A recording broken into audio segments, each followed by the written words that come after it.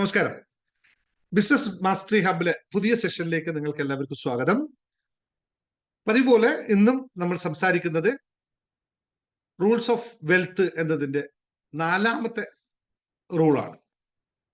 നമുക്കെല്ലാവർക്കും ബിസിനസ് ചെയ്യുന്നവരെല്ലാവർക്കും പൊതുവെ ഉള്ളൊരു വിഷയമുണ്ട്. സാധാരണ ബിസിനസ് ചെയ്യുന്ന ആൾക്കാർക്ക് നമ്മുടെ ബിസിനസിന്റെ വരാനിരിക്കുന്ന പ്ലാനുകളും അല്ലെങ്കിൽ ഇപ്പോൾ നടന്നുകൊണ്ടിരിക്കുന്ന ഓൺഗോയിങ് കാര്യങ്ങളുമൊക്കെ നമ്മൾ പലരോടുമായി ചർച്ച ചെയ്യാറുണ്ട്. എന്നിട്ട് അവരുടെയൊക്കെ അഭിപ്രായങ്ങളൊക്കെ ആരായി. അതുപോലെ തന്നെ നമുക്ക് എന്തെങ്കിലും പുതിയ കാര്യം ചെയ്യാൻ തുടങ്ങുമ്പോൾ അതിനെപ്പറ്റി നമ്മൾ നമ്മുടെ സുഹൃത്തുക്കളോടോ കുടുംബത്തോടോ അല്ലെങ്കിൽ അറിയാവുന്ന നമ്മുടെ നല്ല കസ്റ്റമേഴ്സ് ആയിട്ടുള്ള ഫ്രണ്ട്സിനോടും ഒക്കെ ചർച്ച ചെയ്യാറുണ്ട്. അപ്പോൾ യഥാർത്ഥത്തിൽ നിങ്ങൾ സക്സസ് ആയ ബിസിനസ്സുകാരെ ഒന്ന് ആലോചിച്ച് നോക്കിക്കഴിഞ്ഞാൽ അല്ലെങ്കിൽ പണക്കാരായ ആൾക്കാരെ നിങ്ങൾ ശ്രദ്ധിച്ചു കഴിഞ്ഞാൽ മനസ്സിലാവുന്ന ഒരു കാര്യമുണ്ട്. അവർ ഇത്തരം കോൺഫിഡൻഷ്യൽ ആയ കാര്യങ്ങളെ അല്ലെങ്കിൽ രഹസ്യമായി സൂക്ഷിക്കേണ്ട കാര്യങ്ങൾ പെട്ട ഇത്തരം കാര്യങ്ങളെ അല്ലെങ്കിൽ ഇത്തരം സംഭവങ്ങളെ വളരെ ഗൂഢമായി തന്നെ സൂക്ഷിക്കും.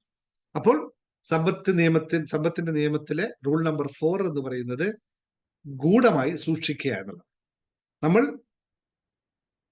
നമ്മുടെ ബിസിനസിന്റെ എക്സ്പാൻഷനെ പറ്റിയിട്ടോ പുതിയ ഒരു ആശയത്തെ പറ്റിയിട്ടൊക്കെ നമുക്ക് ആഗ്രഹം ഉണ്ടായിക്കഴിഞ്ഞാലോ നമ്മൾ അതിനെപ്പറ്റി ചിന്തിക്കുകയൊക്കെ ആയിക്കഴിഞ്ഞാൽ അത് എല്ലാ എംപ്ലോയീസിനോട് പറയാനോ അല്ലെങ്കിൽ മറ്റുള്ളവരോട് കൂട്ടുകാരോടൊക്കെ പറയാനോ പാടില്ല എന്നുള്ളതാണ് ഈ നിയമത്തിന്റെ അർത്ഥം.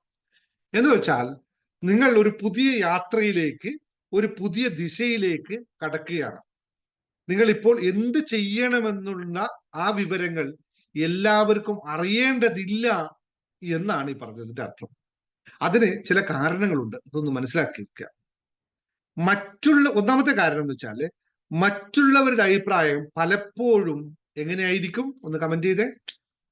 നമ്മളൊരു കാര്യം പറയുമ്പോൾ മറ്റുള്ളവർ നമ്മളോട് പറയുന്ന മിക്ക അഭിപ്രായങ്ങളും എന്തായിരിക്കും നിങ്ങളുടെ മുൻകാല അനുഭവത്തിൽ നിന്നും ഒന്ന് ടൈപ്പ് ചെയ്ത് നോക്കിയേ, എന്നിട്ട് മാത്രം നമുക്ക് ഞാൻ പറയേണ്ട ആവശ്യമില്ല. അപ്പോൾ മറ്റുള്ളവരുടെ അഭിപ്രായം പലപ്പോഴും നമുക്ക് നെഗറ്റീവായിരിക്കും സംഭവിക്കുന്നത്. അത് നിങ്ങൾക്ക് നിരാശ നൽകും എന്നുള്ളത് ഒന്നാമത്തെ പോയിന്റ്. രണ്ടാമത്തെ പോയിന്റ് എന്ന് പറയുന്നത് ശരിയല്ലേ? Am I right? ശരിയോ തെറ്റോ ഒന്ന് കമന്റ് ചെയ്തോളൂ. ഞാൻ ശരിയാണ് പറഞ്ഞത്, ശരിയാണ് ശരിയെന്ന് പറഞ്ഞോളൂ, കമന്റ് ചെയ്തോളൂ. കാരണം ഇത് സത്യസന്ധമായിട്ടുള്ള ഓരോ ആൾക്കും അവരുടെ അനുഭവങ്ങളാണ് കേട്ടോ. ചിലപ്പോൾ നിങ്ങൾക്ക് വ്യത്യസ്തമായിരിക്കാം, പോസിറ്റീവ് ആയിരിക്കാം കേട്ടോ. ഒന്ന് വളരെ താങ്ക് യു വെരി മച്ച്. അങ്ങനെ ഒരാളുണ്ടെങ്കിൽ എല്ലാവരും അത് ചെയ്യുന്നതായി കണ്ടാൽ നിങ്ങളുടെ അവസരങ്ങൾ കുറയും എന്ന് മനസ്സിലാക്കുക. രണ്ടാമത്തെ കാര്യമാണ് പറഞ്ഞത്.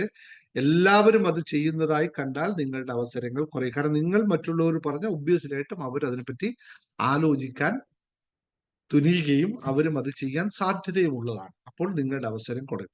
മൂന്നാമതായി, നിങ്ങളുടെ മികച്ച ആശയങ്ങൾ പൂർണ്ണമായി വെളിപ്പെടുത്തേണ്ട ആവശ്യമില്ല എന്ന് നിങ്ങൾ മനസ്സിലാക്കുക.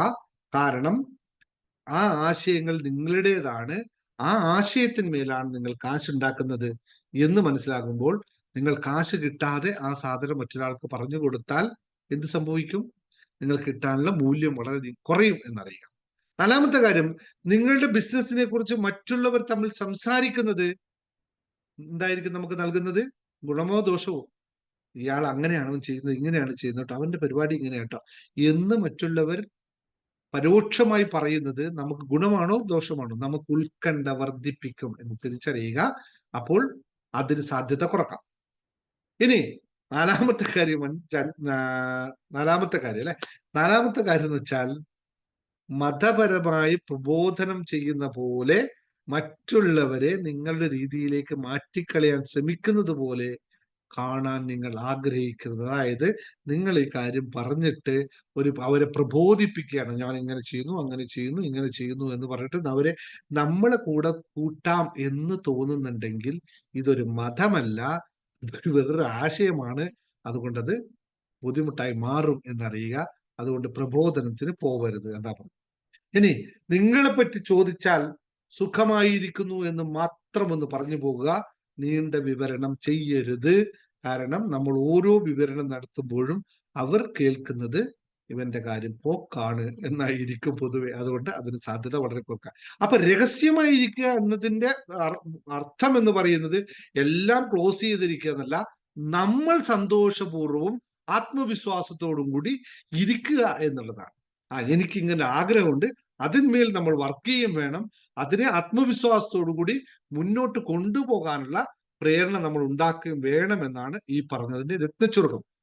അപ്പൊ നിങ്ങൾ എന്ത് ചെയ്യുകയാണെന്ന് അവർക്ക് അറിയിക്കുകയാണെങ്കിൽ ചിലർക്ക് നിങ്ങളോട് അസൂയ തോന്നാം, നിങ്ങളെ തടയാൻ സാധിക്കും, അല്ലെങ്കിൽ അതിനുവേണ്ടി നിങ്ങൾക്കൊണ്ടോട് ഓരോ കാര്യങ്ങൾ പറയും, എന്തെങ്കിലുമൊക്കെ അവർ നിങ്ങളിൽ മുട്ടാപ്പോക്കുകൾ ഉണ്ടാക്കും എന്ന് തിരിച്ചറിയുമ്പോൾ നിങ്ങൾ എന്തുകൊണ്ടാന്ന് വെച്ചാൽ എല്ലാവർക്കും ഇഷ്ടം എന്ന് പറയുന്നത് നിങ്ങൾ പഴയ ജീവിത രീതി തന്നെ തുടരുന്നതാണ്, അല്ലെങ്കിൽ ഉയരുന്നത് പൊതുവെ മറ്റുള്ളവർക്ക് അൺസൈക്കബിൾ ആയിരിക്കും എന്ന് തിരിച്ചറിയുക. അത് അവരെ അസന്തുഷ്ടരാക്കും. അതുകൊണ്ട് രഹസ്യമായി സൂക്ഷിക്കുക എന്നുള്ള ഓർമ്മപ്പെടുത്തൽ കൂടെ ഒന്നുകൂടി നടത്തുന്നു. ഈ രഹസ്യം നമ്മൾ രണ്ടുപേരും മാത്രം അറിയുക. നിങ്ങൾ പഠിക്കുകയും ഞാൻ ഈ കാര്യങ്ങൾ പറഞ്ഞു തരികയും മാത്രം ചെയ്യുക. മറ്റൊരാളോടും ഇത് കാര്യങ്ങൾ പറയാതിരിക്കുക എന്ന് പറയുന്നു.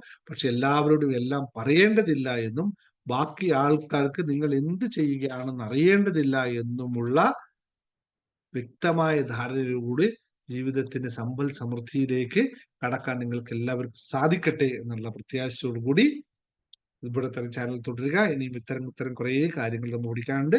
ബിസിനസ്സുമായി ബന്ധപ്പെട്ടോ സമ്പത്ത് വളരെ പ്രധാനപ്പെട്ട കാര്യമായതുകൊണ്ട് സമ്പത്തിന്റെ രഹസ്യങ്ങൾ പഠിച്ചാൽ മാത്രമേ ബിസിനസ് കാര്യത്തിൽ മുന്നോട്ട് പോകാൻ പറ്റുകയുള്ളൂ. ഒന്നുകൂടി ഓർമ്മിപ്പിക്കുന്നു. Thank you very much. നന്ദി, നമസ്കാരം.